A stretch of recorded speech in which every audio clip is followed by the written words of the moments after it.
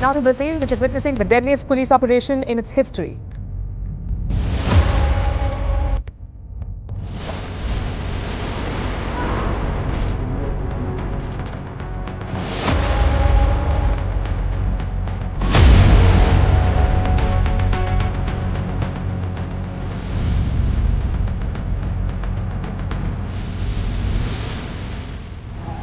In the early light of dawn on October 28, 2025, an eerie stillness stretched across the hillside favelas of Rio de Janeiro. Then in the blink of an eye, the silence shattered into war. Helicopters thundered above, their rotors slicing through the humid air. Armored vehicles crawled through narrow alleyways, crushing makeshift barricades of tires and scrap metal. Within minutes, gunfire cracked like thunder, echoing across the valleys between the hills. The smell of smoke and cordite began to spread through the humid morning air. Between the brick-red walls of the Complexo do Alemão and Pena slums, more than 2,500 armed officers launched one of the most extensive urban police operations in Brazil's history. Their objective was clear: to dismantle the Comando Vermelho, or Red Command, the nation's most powerful and feared drug cartel. But what followed was not a simple police operation. It was urban warfare. By noon, over 100 people were dead. Some reports said as many as 130. 4 were police officers, but most were suspected gang members and civilians. The images that emerged from that morning were shocking, even for a city long accustomed to violence. Bodies sprawled across rain-slick streets, bullet holes marking concrete walls, blood mixing with water as it streamed down open drains. The people of Rio stood in silence, staring, numb, unable to comprehend what had unfolded in just a few hours. What the government called a victory against organized crime would soon become known as Brazil's bloodiest raid. To understand how this day arrived, we must trace the story buried deep in Rio's favelas. The Comando Vermelho began not as a cartel, but as a brotherhood. In the 1970s, amid the concrete isolation of Cândido Mendes prison, a group of inmates forged a bond, a mix of leftist political prisoners and common criminals who shared one rule: unity against the system. Over the decades, that solidarity mutated into a network of power, smuggling, and control. By the 1990s, the Red Command had become a sprawling empire, controlling drug routes, arms flows, and the very streets of the city's poorest neighborhoods. The favelas, built on steep hillsides and woven into Rio's landscape like arteries, became microstates, places where the government's reach ended and the gangs began. For many residents, the Red Command offered what the state could not: protection, food, and even a form of order. But their rule came at a cost. Disobedience meant death. Fear was the law. By 2025, the Red Command had grown too powerful to ignore. Intelligence reports suggested the group was expanding its control beyond Rio, spreading influence into neighboring states, and aligning with arms traffickers from Paraguay and Bolivia. Their arsenal now rivaled that of the police: AR-15, AK-47s, even military-grade grenades. The city's government declared that enough was enough. Operation Contenção, Operation Containment, was designed as a show of force. Dozens of tactical units, supported by armored personnel carriers and drones, were mobilized to strike at multiple favelas simultaneously. It was meant to be clean, fast, decisive. But as dawn broke, the first shots told a different story.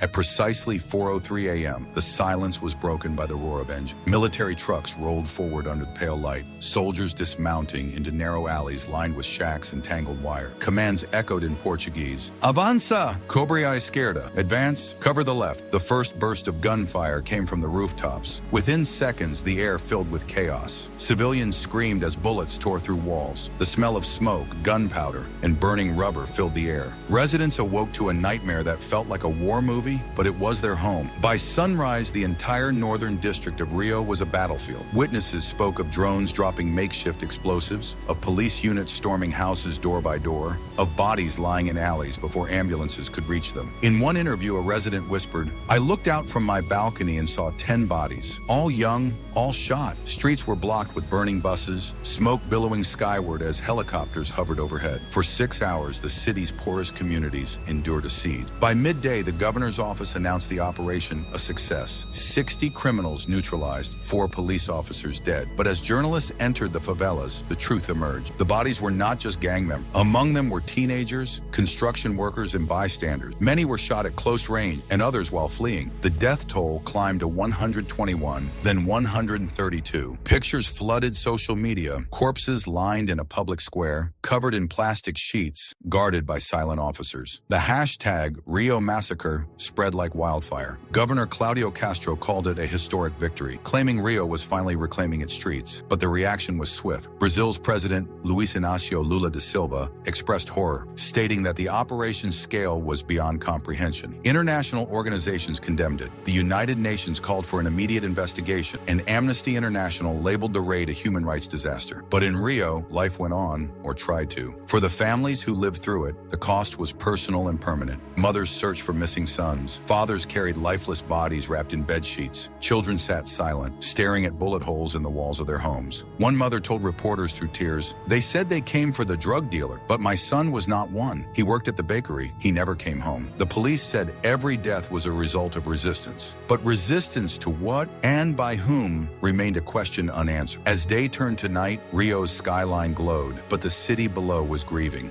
Dozens of funerals filled the week that followed. Churches overflowed, candles burned at every corner. The media replayed the same images: soldiers marching through alleyways, helicopters hovering above shanty towns, families crying in the rain. It was the same story Rio had seen before, but never at such a scale. To many observers, the raid was not an isolated tragedy, but the culmination of years of mounting pressure. The government had promised order. The people wanted safety. But between the two, the line blurred, and in the middle stood the poorest, paying the highest price. The Red Command, though wounded, was far from destroyed. Even as their leaders fled or were killed, new ones rose in their place. For every stronghold seized, another emerged elsewhere. Violence, like the city's music and rhythm, continued to echo in Rio's veins. As the smoke cleared over Rio de Janeiro, silence replaced the gunfire, a silence heavy with grief. Streets once filled with music now lay scarred by bullets and ash. In Complexo do Alemão, every shattered window and blood-stained wall told a story. For the state, the raid was victory. For the people, an unhealing wound. Cameras captured the aftermath. Mothers kneeling beside bodies. Soldiers frozen as a woman screamed, "Where is justice?" Officials called the dead cartel members, but many held no weapon. Some shot in the back, others executed in alleys. A priest whispered, "When the state acts like this, who can still believe in it?" The Red Command ruled Rio's favelas like a shadow government, collecting taxes, settling disputes, even hosting events. In areas abandoned by the state, the gang became the only authority. Boys as young as 12 joined, choosing survival over hunger. By 2025, its empire spanned beyond Rio, fueled by millions from drugs, weapons, and extortion. Operation Contenção was the state's answer, a show of force meant to reclaim control, but it only reopened Brazil's deepest wound. The aftermath divided the nation. President Lula ordered an inquiry. The UN demanded accountability, but many officers called it justice, revenge for years of comrades killed in ambushes. The raid revealed two Brazil, one that saw order restored, another that saw lives erased. Graffiti soon appeared on favela walls. Quem protege o povo de quem deveria protegê-lo? Who protects the people from those meant to protect them? International outrage followed, yet inside Brazil,